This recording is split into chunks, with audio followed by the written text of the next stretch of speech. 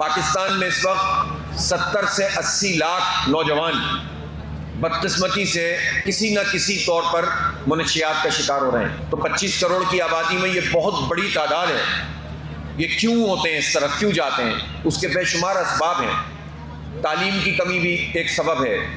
2.5 کروڑ سے زائد 2.25 کروڑ بچے پاکستان میں 5 سے 15 سال کے آؤٹ آف اسکول ہیں، جنہیں اسکول میں ہونا چاہیے اسکول میں نہیں ہے. جو اسکول میں جا رہے ہیں ان کو پراپر تعلیم نہیں مل رہی. یہاں پنجاب کے بارے میں عمومی تاثر ہے کہ بھئی یہاں جو آپ اشتہارات دیکھتے ہیں جو ہمارے ٹیکسوں کے پیسوں سے ہوتے ہیں، جس میں یہ تاثر دیا جاتا ہے کہ پنجاب تو بس دودھ شہد کی نہریں یہاں بہ رہی ہیں، بہت کام ہو رہا ہے، بڑی گورننس ہے. کیا گورننس ہے؟ اور پھر جو اسکولز ہمارے سرکاری اسکول جس سے بہت بڑی تعداد میں لوگ پڑھتے تھے، آگے بڑھتے تھے، ان کو ہر گزرتے دن کے ساتھ خراب کیا گیا ہے. اور کالجوں کو بھی اور یونیورسٹیوں کو بھی ان کا معیار بھی کم ہوا ہے. اور پھر اس کے بعد حکومت یہ کہتی ہے کہ بجائے اس کے کہ گورننس اس کو کہیں کہ آپ سرکاری اسکولوں کو اپ گریڈ کریں، حکومت اس کو اچھے طریقے سے چلائے، یہ آؤٹ سورس اس کو کرتے ہیں. پہلے 5,000 اسکول انہوں نے آؤٹ سورس کیے، پھر 11,000 اسکول آؤٹ سورس کیے، اور اب یہ 25,000 اسکول آؤٹ سورس کرنا چاہتے ہیں. جب یہ اسکول کوئی آؤٹ سورس کرتے ہیں اور کہتے ہیں کہ ہم کمیونٹی کو دے رہے ہیں، تو وہاں سے جو سرکاری ٹیچرز ہوتے ہیں ظاہر ہے ان کو وہاں سے ہٹا لیا جاتا ہے، اور اس کمیونٹی سے کہا جاتا ہے یا اس این جی او سے کہا جاتا ہے کہ اب آپ خود ٹیچرز ہائر کریں. تو سرکار کے نظام میں تو منیمم ویج ہوتی ہے 40,000، اور جب یہ نظام لوگوں کے ہاتھ میں آتا ہے تو 5,000 اور 8,000 اور 10,000 پر ٹیچرز ہائر کرتے ہیں اور ان سے بچوں کو پڑھواتے ہیں.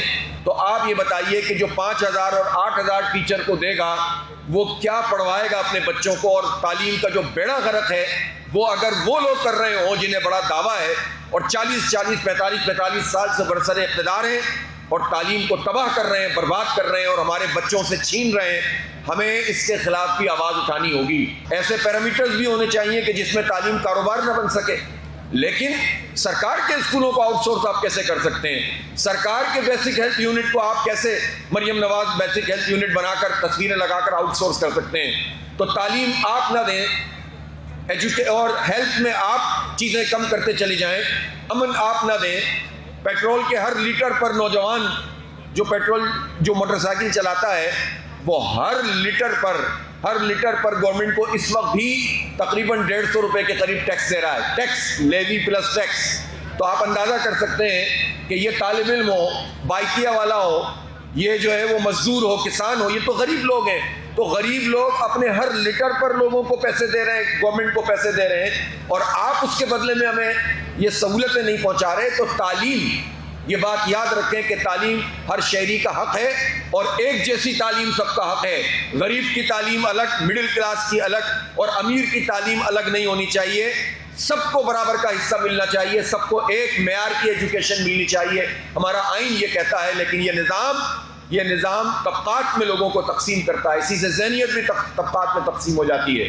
اس لیے جہاں آپ اپنے حصے کا چراغ جلاتے ہیں، جہاں آپ بنو قابل کے ذریعے سے آئی ٹی کورس کروا رہے ہیں اور اس میں پارٹیسپیٹ کر رہے ہیں، جہاں آپ اپنی دنیا بنانے کی کوشش کر رہے ہیں کہ کسی طرح ہم آگے بڑھیں، آپ ان سب کے بارے میں بھی سوچیں کہ جنہیں بنیادی تعلیم سے محروم کر دیا گیا ہے. اس کی تحریک بھی جماعت اسلامی چلا رہی ہے اور میں چاہتا ہوں کہ آپ سب اس تحریک کا حصہ بنیں. پاکستان میں اس وقت بہت بڑا کرائسس ہے کہ لوڈ شیڈنگ ہو رہی ہے، وہ ایک الگ نالائقی ہے.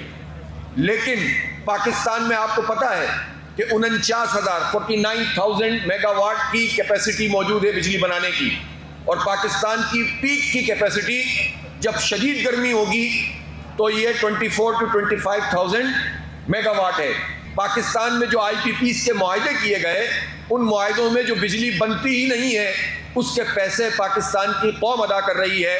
نہ ان کی کوئی پلاننگ تھی، نہ ان کی کوئی جو ہے وہ فیوچر کو انہوں نے دیکھا، نہ انہوں نے اس پورے فرق کو محسوس کیا کہ آئندہ آنے والے دنوں میں جو کیپیسٹی ہے اور جو کنزمپشن ہے اس میں اتنا فرق آئے گا، اور نہ کوئی آلٹرنیٹ ان کے پاس تھا. اب مسئلہ یہ ہے کہ 2,000 ارب روپے قوم ادا کرتی ہے چند آئی پی پیز کے لوگوں کو جن سے جعلی قسم کے معاہدے کیے ہمارے حکمرانوں نے، اور یہ ساری پارٹیاں اس میں شامل ہیں. اب ہونا کیا چاہیے تھا کہ چلو جو ہو گیا تھا وہ تو ہو گیا تھا، لیکن جو اب ہمارے پاس بجلی ایکسس ہے اس کا کیا کریں؟ اس کا یہ ہو سکتا تھا کہ ہم بڑے بڑے ڈیٹا سینٹر بناتے. آپ نے پچھلے سال دیکھا تھا کہ یہ ٹرمپ گیا تھا خلیجی ریاستوں میں کسی سے اس نے 400-600 بلین ڈالر کسی سے 1000 بلین ڈالر کا معاہدہ کیا، اور یہ زیادہ تر بڑے بڑے ڈیٹا سینٹرز بنانے کی طرف جا رہے ہیں۔ بڑے بڑے سپر کمپیوٹرز ہیں جو اس وقت، جب اے آئی کی یہ فیلڈ آگے بڑھ رہی ہے، ہمیں ضرورت پڑے گی، تو پاکستان میں تو اس کے لیے زبردست قسم کی انرجی موجود ہے، دنیا میں تو موجود ہی نہیں ہے۔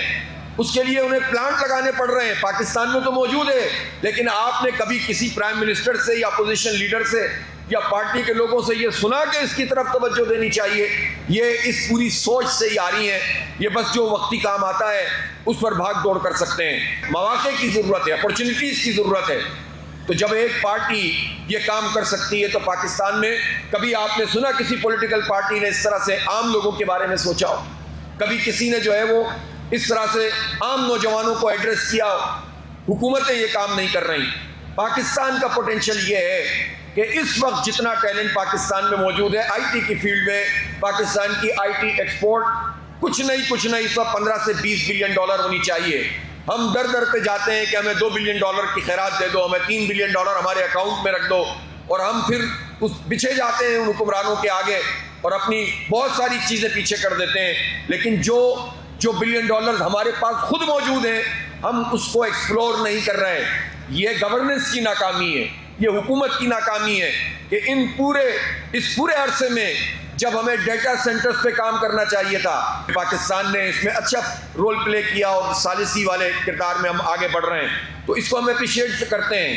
لیکن اس کے نتیجے میں جو اپرچونٹی پیدا ہوئی ہے، اس کے نتیجے میں جو خود پاکستان میں انویسٹمنٹ کے مواقع موجود ہیں، جب آپ کا انفراسٹرکچر نہیں ہوگا، جب آپ آئی ٹی فیلڈ میں کچھ نہیں کر رہے ہوں گے، جب آپ کے پاس ڈیٹا سینٹرز نہیں ہوں گے، جب آپ کے پاس بجلی موجود ہے اور اس کو ٹرانسمٹ کرنے کی پراپر انفراسٹرکچر نہیں ہوگا، جب آپ کے پاس اتنا لوڈ ہوگا کہ 2-2 ہزار ارب روپے چند لوگوں کے ہاتھوں میں دیں، گندم مافیا یہاں کھا رہی ہے، چینی مافیا یہاں ہڑپ کر رہی ہے، قبضہ مافیا یہاں پر بیٹھی ہوئی ہے، اور یہ سارے مافیاز جب مل کر لوٹتے ہیں تو اس نظام میں رہتے ہوئے اس اپرچونٹی کا پاکستان فائدہ نہیں اٹھا سکتا۔ اس لیے اس نظام کو جو گل سڑ گیا ہے، جہاں انصاف نہیں ملتا عدالتوں میں، جہاں تعلیم یہ حکمران طبقہ دینے میں کتراتا ہے، اور جہاں لوگوں کے ساتھ اتنا ظلم ہے، اس کے خلاف بھی اٹھنے کی ضرورت ہے۔ اور اس کے لیے آپ کسی دھوکے میں نہ آئے۔ اب مزید پاکستان متحمل نہیں ہو سکتا، 78-79 سال ہم ضائع کر چکے ہیں۔